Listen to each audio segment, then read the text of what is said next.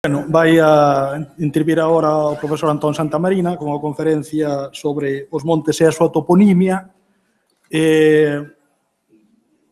Para moitos non necesitará presentación, para os que necesite sería moi longo de contar todo o seu currículo, non? O sea, levaría máis tempo que a conferencia dele. De modo que direi que é catedrático de Filoloxía Románica, é unha persoa absolutamente fundamental nos estudios que se fixeron sobre o galego, é fundamental por dúas cousas. Por unha parte, polas súas investigacións sobre sociolingüística, sobre dialectoloxía, sobre onomástica, sobre etnografía, digo, por investigacións académicas, e, por outra parte, porque fixo un esforzo moi grande a hora de construir ou de elaborar instrumentos para normalizar o galego, e tamén se esforzou, digamos, que el mesmo por aplicar estas algunhas medidas, non? Todas as gramáticas, elaboración de dicionarios e outros instrumentos, non? De feito, teñen, bueno, citar dúas cousas, non? Na rede, nos recursos do ILGA, teñen dúas cousas utilísimas, que é o Dicionario de Dicionarios da Lingua Galega, elaborado por un equipo que coordina el, o Tesouro Lexicográfico da Lingua Galega, no cual recolle textos, ou, vamos, de 2000 libros, non? Así que leu todo, non? A parte disso, bueno, a parte das súas investigacións, pois dirixiu bastantes traballos sobre onomástica, creo que unhas 8 tese que eu levo controlado, non? Algúas moi conocidas, como a de Gonzalo Navaza ou a de Xulia Márquez, non? Marqués.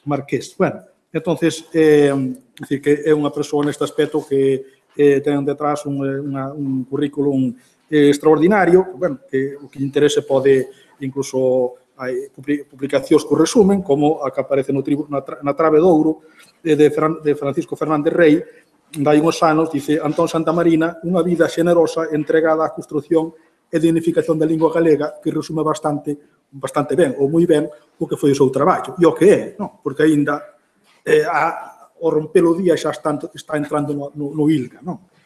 Ten a palabra aí. Ben, pois teño que dicir que estou, cando me invitaron a falar aquí sobre toponimia e montes, pois non sabía moito por onde arrancar, porque podemos entender a toponimia dos montes no sentido de oronimia, é dicir, de onde veñen os nomes deses montes e serras ben coñecidos, como Larouco, Invernadero.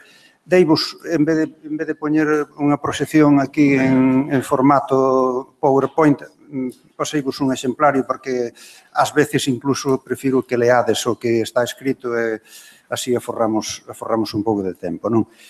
Ben, pois nomes como Larouco, Invernadoiro, Suído, Testeiro, etc., que pertencen ao que normalmente se ven chamando oronimia, ou ben coller por outro tipo de temario, que sería os nomes que recibe a terra en espazos que non son leiras ou prados nin lugares habitados, é dicir, os nomes que recibe o monte. Collín por este segundo camiño. Non sei se isto se vai publicar no texto que teño, que era máis longo, fago unha pequena historiografía da toponimia galega, que ten certo interese. É unha ciencia que se aplicou moi tardíamente ao estudo da toponimia galega. O primeiro traballo que hai sobre topónimos galegos é do ano 46 de Abelardo Moralejo Laso. O que hai anterior podemos considerar toda obra de aficionados, e a partir de aí empezan a haber moitos traballos de toponimia, especialmente a partir dos anos 70. Hai monografías sobre unha área léxica grande, por exemplo, os nomes de todas as plantas nunha área grande, como é a tese de Navaza. Vaivos aí tamén unha bibliografía nese exemplario. Cando mencione un nome, pois está aí, para aforrar un pouco de tempo. Ou o nome dun concepto único en todo o país, por exemplo, o nome da Abelaira na toponimia galega, feito por Froilán López hai moitos anos, no ano 81. Hai monografías sobre territorios particulares que empezan con un traballo dun profesor alemán que se chama Pil, no ano 61, Semblanza toponímica de un ayuntamiento gallego Fonsagrada.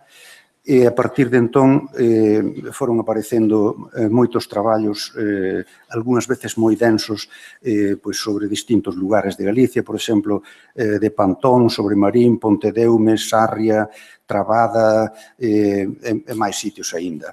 Tedes que ter en conta que na toponimia hai cousas que se repiten de unha maneira moi monótona. Por lo tanto, se un topónimo aparece na toponimia de Trabada, é moi probable que poida aparecer outra vez tamén na de Coristanco. Ainda que hai despois palabras que son específicas de cada territorio, pero a toponimia repítese moito. En terceiro lugar, hai tamén que sinalar que hai traballos de divulgación sobre toponimia. Estes teñen como destinatario un público que non é especialista. En este capítulo entran os libros de Cabeza Aquiles, que podedes mirar aí na bibliografía tamén.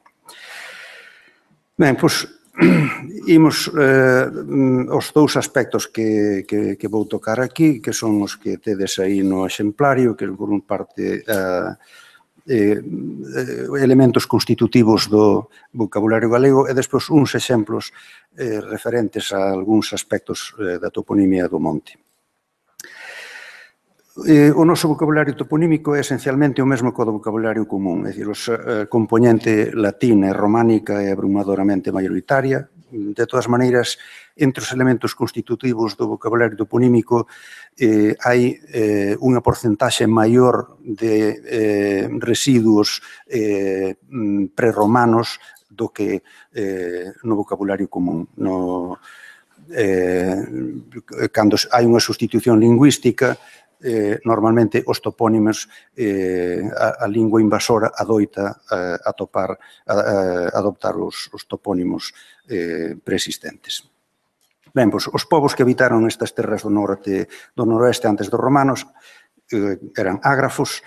Hai textos atopados en territorio lusitano, celtibérico, ibérico, tartésico, pero aquí non queda nada. Non queda nada a non ser teónimos ou antropónimos ou xentilicios en inscripcións romanas. Así é que, para saber que lingua ou que lingua se falaban aquí, o testemunho principal é a toponimia. E da toponimia dedúcese que os romanos atoparon aquí unha poboación indoeuropea de lingua céltica. E os celtistas identifican moi ben este dialecto indoeuropeo porque ten unhas secuencias fonéticas inconfundibles e, ademais, principalmente porque ten P. A cidade que se coñecía en latín como Mediolanum, no celta trasalpino como Mediolanum, cisalpino é medio planum, é dicir, a chaira do medio. E cumpren un requisito de ter en P moitos topónimos galegos. Ledesma é un dos casos, aquí ás beiras da Bulla, dun pletísama, é dicir, a moi ancha. O Monte Larouco tamén ten unha raíz que empezaba por P, emparentada con Planus. E así é o elemento inicial de moitas palabras seguramente desta camada. As que empezan por lar, por poñer unha serie ben coñecida, laracha, laraño, larín, lareo. E hai outros moitos elementos ben identificables neste estrato, como son os rematados en obrix ou abrix, os que teñen o elemento, como alcabre, sillobre, landrobe, que aínda non ten o R final tivo antes de perdelo, que teñen elemento briga ao principio ou final, como bergantiños ou sanabria, é dicir, brigantinos ou senábriga, ou que teñen elemento morfolóxico NT-iode, por exemplo, barbanza, barbantia, antiga, ou que acaban en sufixos como oño, oña, ortoño, taragoña, lendoño, etc. Hai, polo tanto, un elemento celta que é moi abundante e que está ben identificado. Moralejo Fillo recolleu nese libro que se chama Calaica Nómina numerosos artigos nos que estuda moitos destes superviventes, lugares habitados moitas veces, ríos e montes. Pero volvendo ás linguas prerromanas, na toponimia tamén atopamos inscripcións, atopamos aquí na península inscripcións lusitanas escritas nun dialecto indoeuropeo en cabezo das fraguas en Portugal, que aparecen palabras que tiñan P. Nunha inscripción lusitana escrita nunha lingua indoeuropea, faiselle a un deus laevo unha ofrenda dun porcom. E na toponimia, e mesmo no vocabulario común, atopamos palabras que non son latinas, nin celtas e teñen P. Páramo é unha desas palabras. Este elemento para, que non se sabe moi ben o que é, ao mellor ni siquiera indoeuropeo, pois ten unha P. Outras voces que tiñan P inicial son pala, pala da osa, pala da raposa, palas de rei, palela. O mesmo pambre era un antigo palambre. Segundo Moralejo, desconfía que todos os pazos que hai aquí sexan palacios. Supón que é unha palabra tamén antiga, que significaba algo así como un redil, sitio onde se choía o gando. Palencia ou Pisuerga son tamén deste tipo. Desde que empezou a facerse toponimia hispánica, bateuse con este problema do P e con outros semellantes. Entón, tratouse de explicar a presenza destas voces indoeuropeas non celtas a través de migracións de outros povos indoeuropeos. Por exemplo, Menéndez Pidal supón que houve aquí unha migración de povos que procedían da Iliria ou da antiga Liguria, baseándose en parecidos extraídos especialmente da toponimia. O que pasa é que arqueolóxicamente non hai moita evidencia de que houvese aquí ambrones, ilirios ou ligures. E as cousas cambiaron cando un filólogo alemán que se chama Krahe, no ano 49, empezou a facer estudos de heteronimia europea e logo no 64 reuniunos nun libro os nosos antigos nomes de ríos, onde flara claramente dun substrato indoeuropeo que se ven traducindo nos libros que circulan por aquí como paleoeuropeo.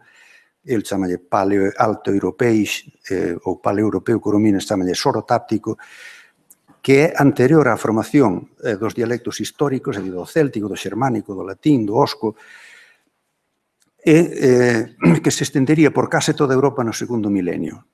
Segundo os partidarios da teoría chamada da continuidade, están aquí desde o Paleolítico. No libro de Moralejo que mencionei, nese Calaica Nómina, e nos 3 de Delmiros Vascuas aparecen unha cantidade enorme deses nomes, desas camadas, especialmente da paleoeuropea ou altoeuropeix. Ben, pois unha palabra que pode pertencer a este estrato e que ven ao caso nun simposio como este é a gándara, que aínda hoxe é un apelativo en galego, en portugués, en dialectos do castelán. Se lle quitamos o sufixo átono, quedanos unha raíz ganda, que aparece no Friul, no Tesino, no oeste de Suiza alemana, co sentido de ladeira penedía, ou amoreamento de detritus. E a palabra aparece por primeira vez nun texto lepóntico, ligur, para a denominación dun río, Gandóvera, que se interpreta como o levador de pedras. Isto é un argumento, aínda que non definitivo, para interpretar Ganda como indoeuropeo, non céltico. Aínda que non hai unanimidade en considerar indoeuropea. Por exemplo, Pocorni, na palabra cand, é reticente. O caso é que esta palabra, ademais de estar aínda viva como apelativo, é moi fértil na toponimia, baixo as formas gándara, granda, etc., que tedes aí no exemplario, que me excuso de ler. Outro exemplo é lama, tamén apelativo, e este sí claramente indoeuropeo, paleoeuropeo, está no Pocorni como lama, non é céltico, que se mantén como apelativo co sentido afín o que dá Pocorni, en falas que van desde Fisterra ao norte de Italia e ademais en letón, en lituano, en búlgaro, e como topónimo aparece ademais noutros territorios como na Apulia, na Iliria, como nome dun río nos Abruzos. Non vale a pena que recordemos o fértil que é esta raíz na toponimia galega, tanto na súa forma primitiva, lama-lamas, como a través de compostos, lama-má, como en formas polirremáticas con determinantes a dereito ou a esquerda, ou como determinada ela mesma, non? E non me resisto a por outro exemplo prerromano que nunha palestra como esta, onde se fala de montes, ven moito caso. Trátase dunha palabra que segue tendo tamén valor apelativo, que si neste caso seguramente é un celtismo, non hai paralelos dela fora do territorio celtibérico. É dicir, en Portugal, en Galicia e en León, fora dela non hai. Refírome á seara, coñecida tamén coas variantes senra ou serna, en leonés como senara, en castelán como topónimo só, como sierna, cerca do centro da península. Ben, o sentido de seara é ben coñecido, aínda que no galego antigo podía ter sentidos derivados, é dicir, podía ser a designación, a denominación dunha prestación que había que facer, como vedes nese exemplo que hai. É un día de seara cada ano de cada domá en a nosa granja das mestas, é dicir, un día de traballo de seara. Nos topónimos hai tamén as variantes Xiara, Xiariña, Xara, Xaraboa, Xarabella, Xarella, Xiariña. Bueno, pois a orixe deste senara, con esa raíz sen, é un sufixo átono, ara, é moi abundante en topónimos, que é moi abundante en topónimos prerromanos, tipo Lóuzara, Láncara, Azúmara, Pígara, Gándara. É un sufixo moi fértil. Ben, pois o paso de senara a seara é difícil de explicar. Corominas pérdese aí unha disquisición bastante longa que non imos repetir aquí. Bueno, pois a raíz da palabra debe ser sen, esta está no Pocorni, é a mesma palabra que explica o latín senex, vello. É a palabra que aparece en moitas outras linguas indoeuropeas con este significado, outros similares. Agora, que ten que ver o concepto vello coa seara, definida nos dicionarios máis ou menos como roza nun monte onde se sementa trigo ou centeo?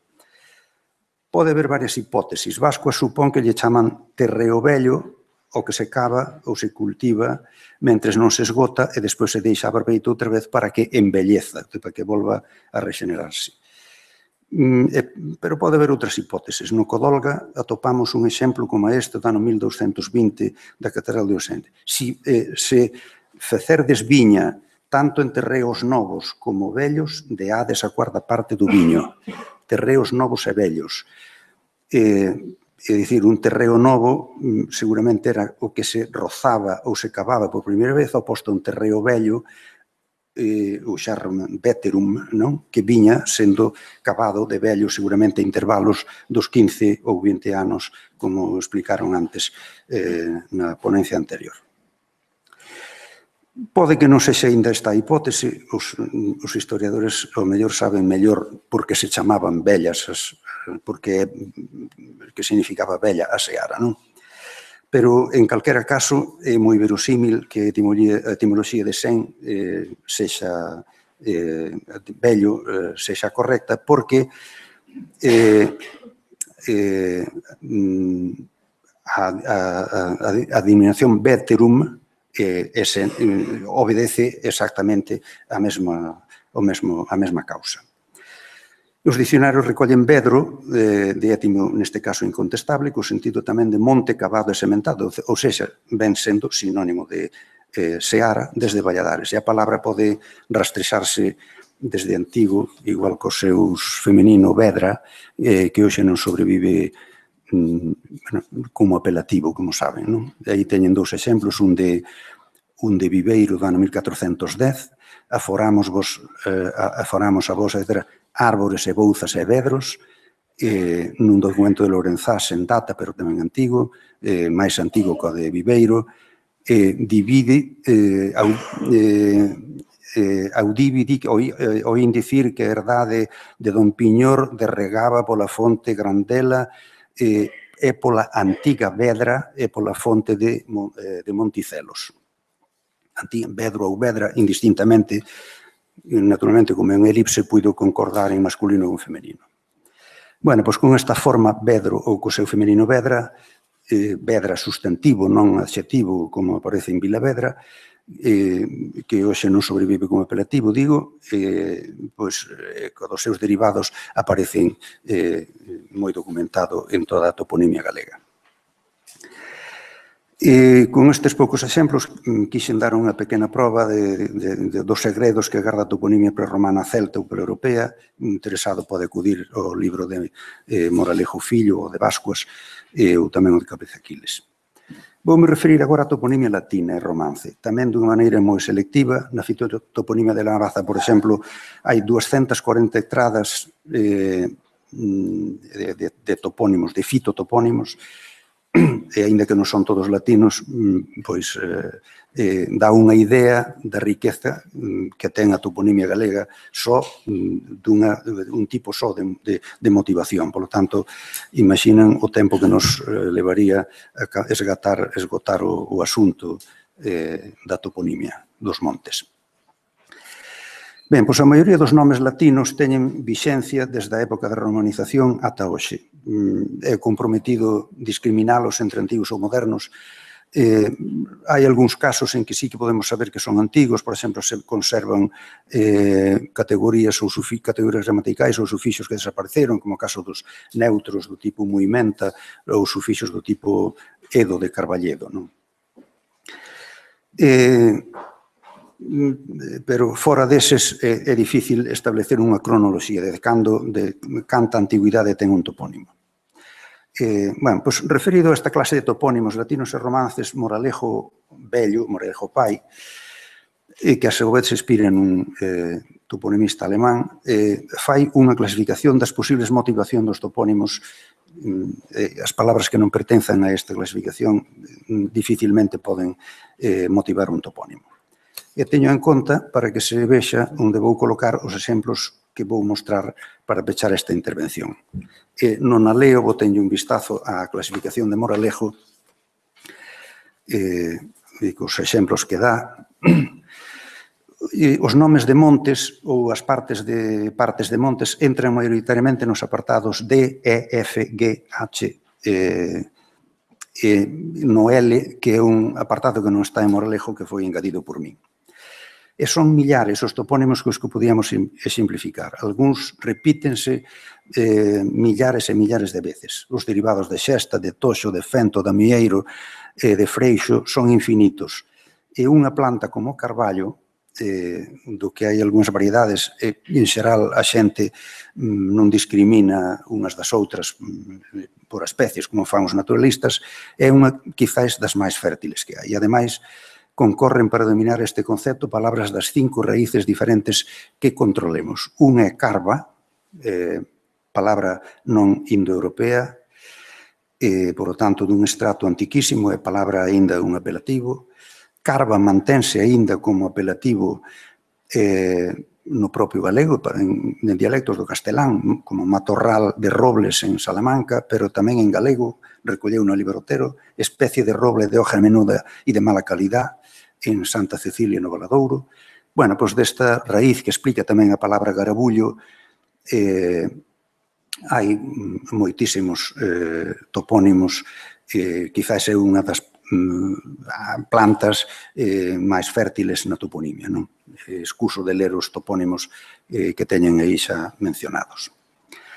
Outra raíz indoeuropea, neste caso seguramente non indoeuropea tamén, que designa esta especie ou esta familia de plantas dos carballos, do quercus, é cas, con un sufixo anos en Francia, coñecido, xen, o nome do carballo en francés, e con un sufixo distinto nas terras hispánicas, caxigo, co mesmo sufixo que ten a palabra garriga, por exemplo, non?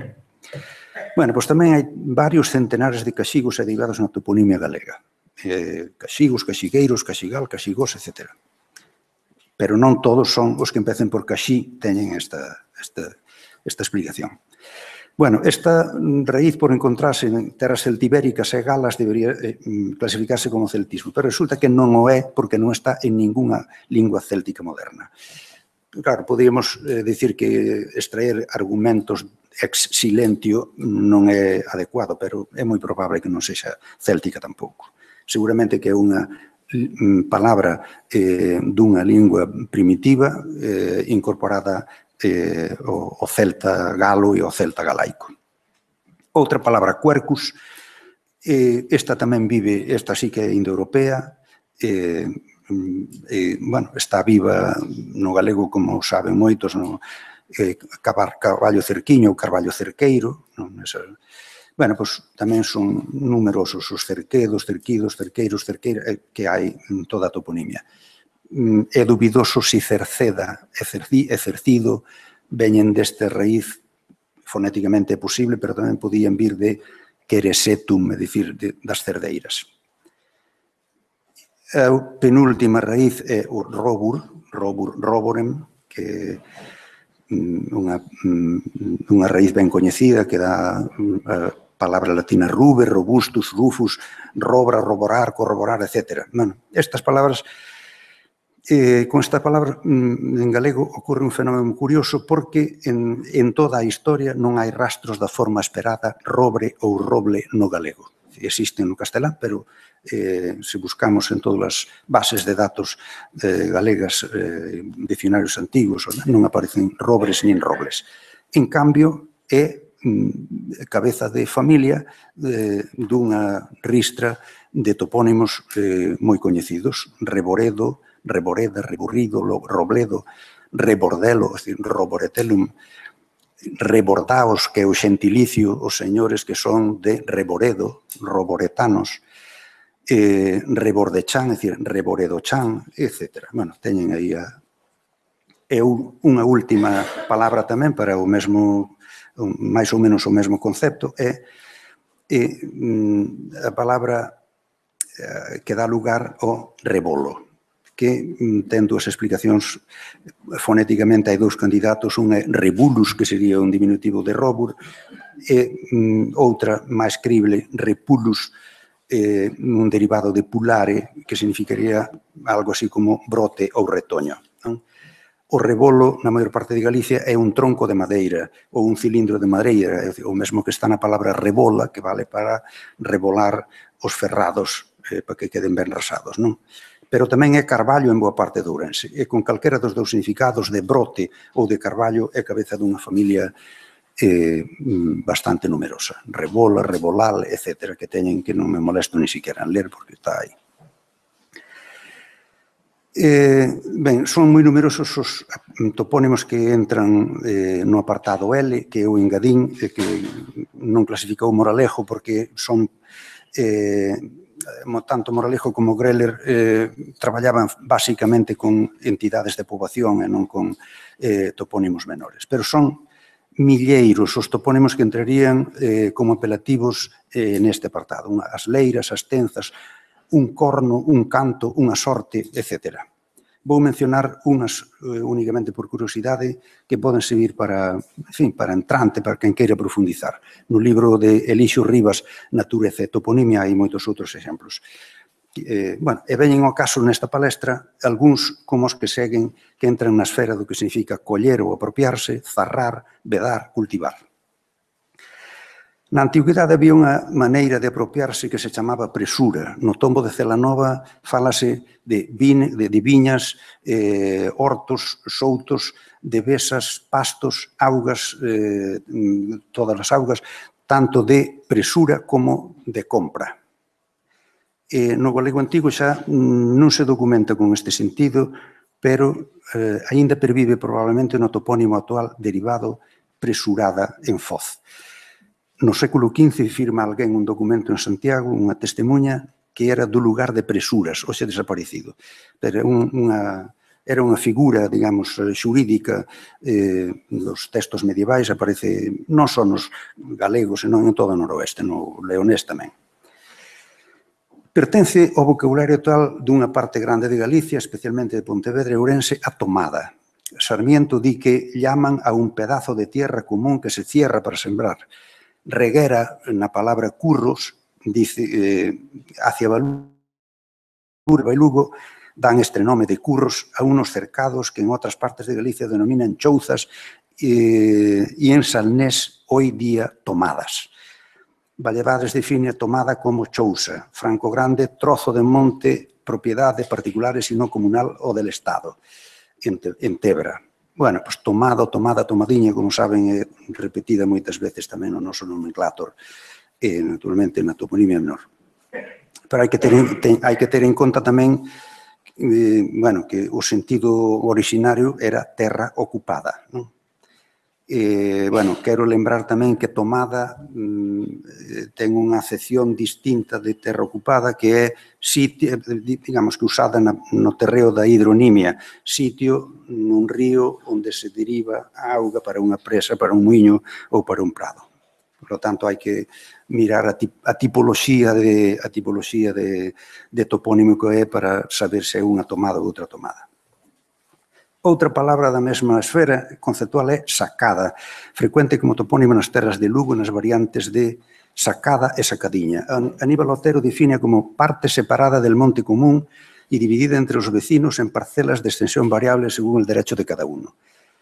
Isto era polos anos 40, cando recolleu a palabra. Bueno, pois a palabra é moi antiga. En 1230, en Meira, un documento di: damos e entregamos libre ao mosteiro de Santa María de Meira e a vos, señor Fernando, abade, cuanta sacada facemos e traballamos entre Montemeao e Pastoriza. É dicir, unha palabra bella tamén. Outro topónimo da mesma esfera. Cachada, como apelativo, sería tamén sinónimo, se o sentido diccionario de cachar fose coller, pero aquí a etimoloxía é un pouco controvertida, porque pode vir de cachar, derivado de cacha, empuñadura, sitio por onde se colle ou agarra a espada, pero tamén podería ter que ver coas cacheiras e coas cacharelas, ou incluso co cacho, non sabemos moi ben. En calquera caso, para Sarmiento, cachar significa rozar e quemar un terreno lleno de matorrales para sembrar en el centeno o trigo. Cachada es esa heredad y cacheira un terreno muy espacioso para el mismo fin. No se me ofrece un origen cierto. Bueno, é sentidos semellantes noutros dicionarios. Bueno, pois como topónimo, cachada, cachadiña, está bastante representado. O terreo apropiado por presura, tomada, sacada ou cachada ou posuído simplemente ou usado podía marcarse ou cerrarse de maneira máis ou menos duradoira. Son numerosísimos na toponimia palabras que se remontan a sebe, a muro, a parede, a barco, que tiña sentidos distintos para Leiras era un chanto de pedra e para Aníbal Otero unha estaca, pero en calquera caso era algo que servía para pechar. Poñemos aí unha ristra de topónimos que están relacionados con este sistema de pechar con barcos. Incluso coa metátese, pode resultar sorprendente, pero o R é unha letra, un fonema que cambia moito de sitio. Por lo tanto, todos os bragados e bragadas que hai por aí originalmente foron bargados.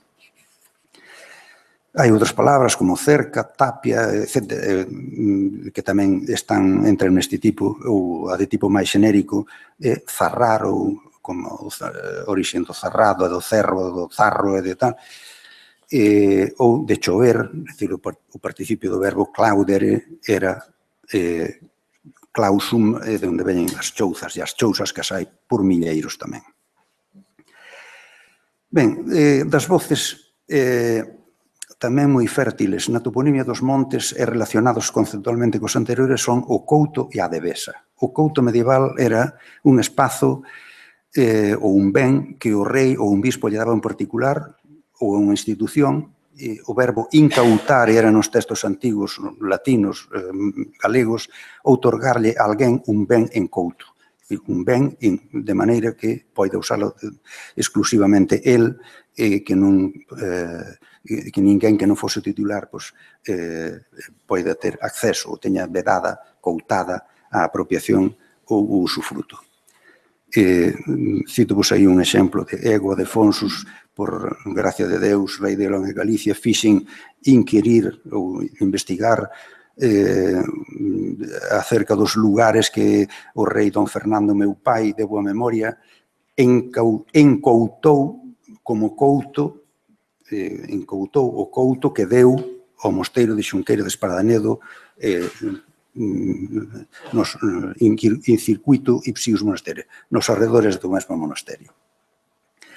E hai que ter en conta que a incautatio non se refería só a terras ou a vilas, podíanse encoutar mesmo o río Miño. Incauto, encouto vos tamén o río Miño dende a vila de Lazoiro deica a súa desembocadura, de maneira que ninguén se atreva a pescar nese río. Bueno, hoxe a palabra couta perdeu naturalmente a acepción medieval, pero quedou cristalizada na toponimia en, quizás en miles de topónimos. Couto, coutiño, coutado. Sabedes que en Aguiño, na zona dos arredores, o ditongo ou pasa a oi, e din oitro en vez de outro. Bueno, pois tamén hai o topónimo coito, coita, decoita, coitío, etc., que abundan bastante na Coruña, pero seguramente estas teñen unha orixe moi distinta, é dicir, derivan de cultus, terra culta, terra cultivada, porque están moi lonxe de onde é frecuente este fenómeno fonético. E a outra palabra da mesma esfera conceptual, onde está prohibido, a non ser con autorización, é a devesa de Rogueira de Novoneira. O que é e o que non é unha devesa explico moi ben Reguera e Pardiñas. Las bouzas, cando non son moi grandes ni pobladas, las denominan en salnés devesas. Parece que por la semejanza de sonidos que tiene esta voz con el vocablo castellano de esa, esta debía ser su traducción. Mas en Galicia no se conocen los pastos y terrenos que en ambas Castillas, La Mancha, Andalucía, Extremadura y otras provincias del reino llaman dehesas. Son estas, ou seja, as dehesas, estos predios rústicos, unas heredades abiertas a pasto tieso para el ganado, especialmente el lanar. Y las devesas, unas pobres robledas de estrechos límites. Bueno, e os dicionarios, case todos, con poucas excepcións, caen na trapela de definir devesa por dehesa. Ou sexa que, na orixe, era unha terra vedada, defensa, e o participio do verbo defendere, defensum.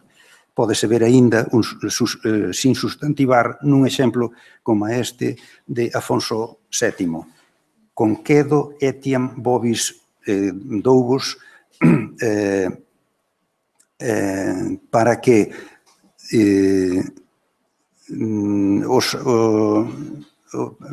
os animais, vacas e bestas, e a facenda miúda, pécudes, libremente pazan, tanto en todos os coutos como tamén nos resíos, excepto nos lugares coitos e defesos. Que é un exemplo ben bonito porque contén as 4 palabras que son origen de outros tantos topónimos como acaba. Os coutos, ou seja, cautis, resíis, cultis e defensis.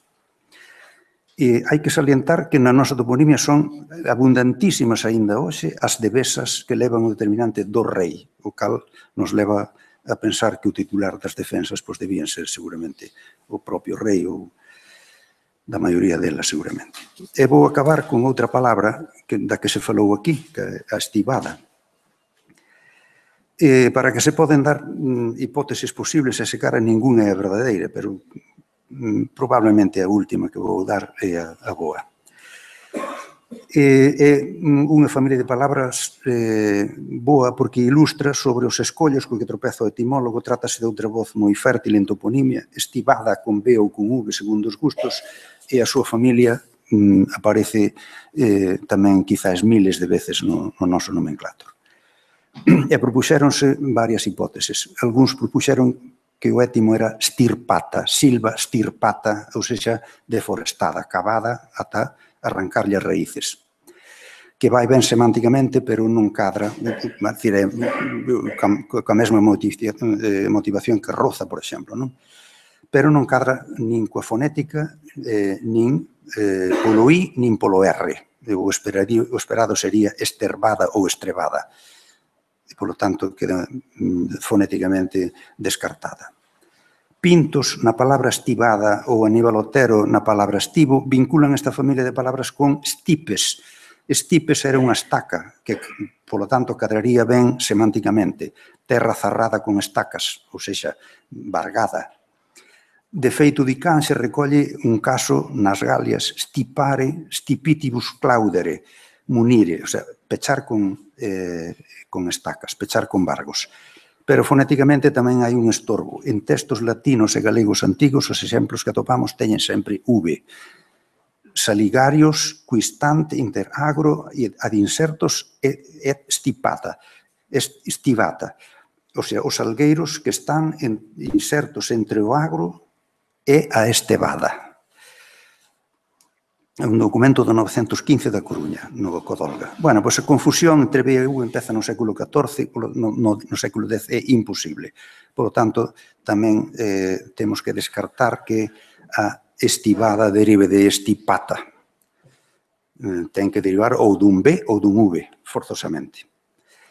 E a terceira hipótesis, Corominas, que sigue a Sarmiento, relaciona a palabra con aestivus do verán. Sarmiento decía, estivada es la roza que se hace en el monte para quemar la broza y después arar la tierra y sembrarla de trigo. O centeno viene de esteva, a esteva era o arado, a rabela do arado, o mejor de aestiva, do verán, aludiendo al verano, que es cuando se quema, o de aestus lume, tamén porque se queimaba. Ben, pois a fonética histórica cadra ben, porque aínda que o esperado de aestivus sería estigada, é dicir, con V reducido a cero, en voces populares como en estío, río, fuxidío, etc., o B tamén pode conservarse en voces populares. A palabra enxiva ven de guinguiva, é dicir, que se conserva. Semánticamente, ademais, pode justificar bastante ben. Nos dicionarios galegos recóllese estivar ou estivar con V, como arar en Serandinas, Boal, e tamén como cavar e quemar un monte para sembrarlo en Friol, requirido por Aníbal Otero. Aí está documentado máis veces. Ben, pois a cousa fose así, entran no terreo de, aquí as cousas entran no terreo da hipótese, non na certeza. Estivar, porque estamos reconstruindo o sentido primitivo da palabra, sería originalmente a operación de realizar o traballo do tempo de verán, a estivus, preparatorio para outonar. E outonar é o que se fai despois de estivar, é dicir, facer a sementeira de cereais no outono. E apoia tamén esta hipótese que haxa bastantes topónimos derivados de outono. Outoniño, outonín, outonais, se buscamos no noso nomenclator, aparece moitas veces. Así é que a hipótese A desbotámola, a B sería boa se axudase a fonética, pero non axuda, e a C, aínda que non temos a certeza absoluta de que sexa boa, pois cadra, cumpre os requisitos de ter congruencia fonética e congruencia semántica, polo tanto é boa. Bueno, vou parar aquí porque non porque se esgote o tema, porque poderíamos estar falando un ano inteiro. Quixen mostrar só cuns cantos exemplos espigados de algún dos múltiples capítulos da toponimia para ilustrar de que maneira pode ser útil a toponimia non só para os prehistoriadores, que para os que o é, sen dúbida, botan moito Mandela, senón para os medievalistas e incluso para os historiadores modernos. Non sei se me queda tempo para... Esgoteino. Aquí quería mostrarles mostrar unhas páxinas da internet. Bueno, pero se non preguntade... O texto vai colgar. Bueno, como van... Aquí hai algunhas... Para que vexan onde se poden... Hai moitos sitios na internet onde se pode... Non quere entrar, pensei que entraba, pero non... Vale. Bueno, puxenos xa directamente así. Aí teñen un buscador que aparece na xunta. Bueno, como levan aí escrito, eu non sei, tiña algúns aquí. Por exemplo, vamos poñer, vou poñer un exemplo nada máis.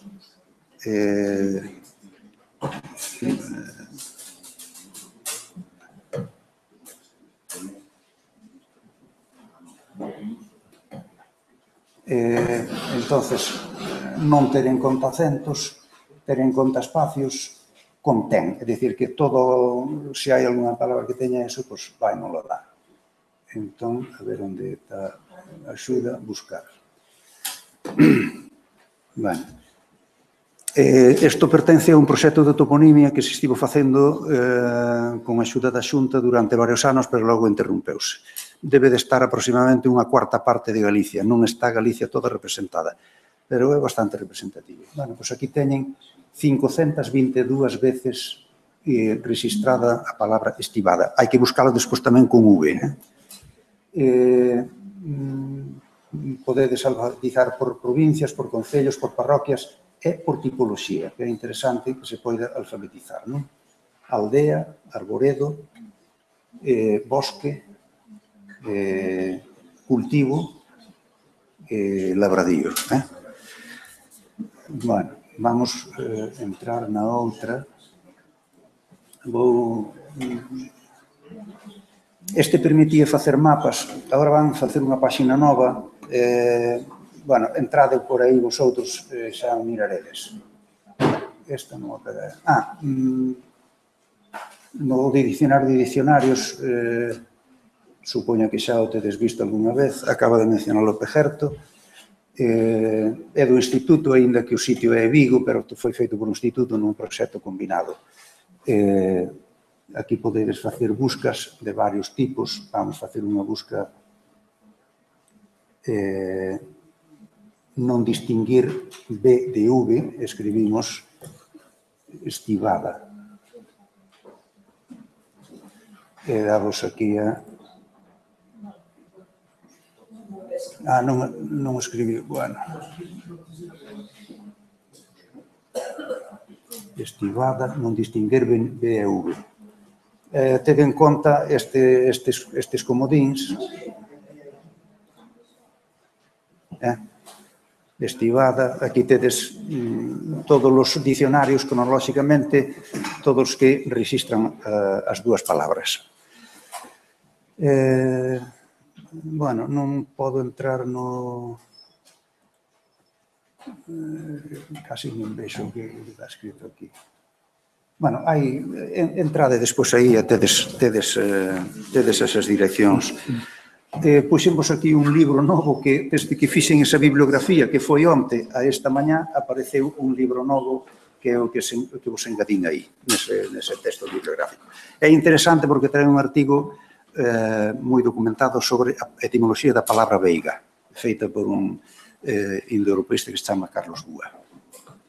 Bueno, pois preguntade o que queirades. Moitas grazas a Antón Santamarina por esta exposición. É unha mágoa que non ter polo menos unha mañá, unha tarde inteira para escoitalo e facerlle preguntas. E, bueno, ahora quedannos, xa imos un pouco retrasados, pero en torno a 10 minutos ou así para facer algunha pregunta, se alguén quere. Inda que tal vez non haxa moito filólogo, pero, bueno, a toponimia é unha ensinanza moi boa para os que non somos filólogos, inda que sexamos legos, non? Pois, se ninguén pregunta, fagolle unha, aproveitando que teño o micrófono. E é estivada, estivo, é dicir, que é unha... Na lingua actual, o sea, no significado actual, son moi contrapostos. No texto longo que se publica, é que eu derivo de estivar. Estivar, que significaba o que está recollido nos dicionarios. Por exemplo, hai unha cousa que non mencionei aí, Carlos Xesús Varela Enlle, Contribución ao Dicionario Galego, Léxico do Galego de Asturias. Eu non sei se puxen aí, non o puxen. Bueno, ten unha entrada, estivar, cavar un cacho de terreo ou de monte para facelo cultivable. Segundo, arar. Terceiro, cultivar varias colleitas de cereal no monte sen botar outro cultivo no medio delas, en San Martín de Ozcos, e remexer a terra co vasadoiro para aireala en Navia. Navia de Luarca, se entende. Quere dicir que o primitivo, para min o primitivo era estivar. E de estivar sale estivo, igual que de zarrar sale o zarro, e tamén sale a estivada. Un procedimento léxico, é un procedimento léxico normal. Sí, non, eu dicía como estivo na parte... Sí, é que nosotros chamanlle labradío, sí, nós chamámosles estivos. Pero, digamos que a xénese da palabra, no meu entender, é o que está recollido no dicionario deste... E, bueno, é que está tamén noutros dicionarios, non? Estivar, cavar un cacho de... que na orixe debía de ser cavar o monte no brán, para despois outonalo, ou seja, sementalo. Explica moi ben estivar os dous derivados, o estivo e a estivada. Veña. Espera polo micrófono, porque hai que gravar. Xa que preguntan tan pouco, o Concello de Vedra ten algo que ver con esta palabra? Pois é moi probable que sí, porque normalmente en Vedra originalmente era un adxetivo, aparece aínda hoxe en Pontevedra, Vila Vedra, Saavedra, etc., moitas veces.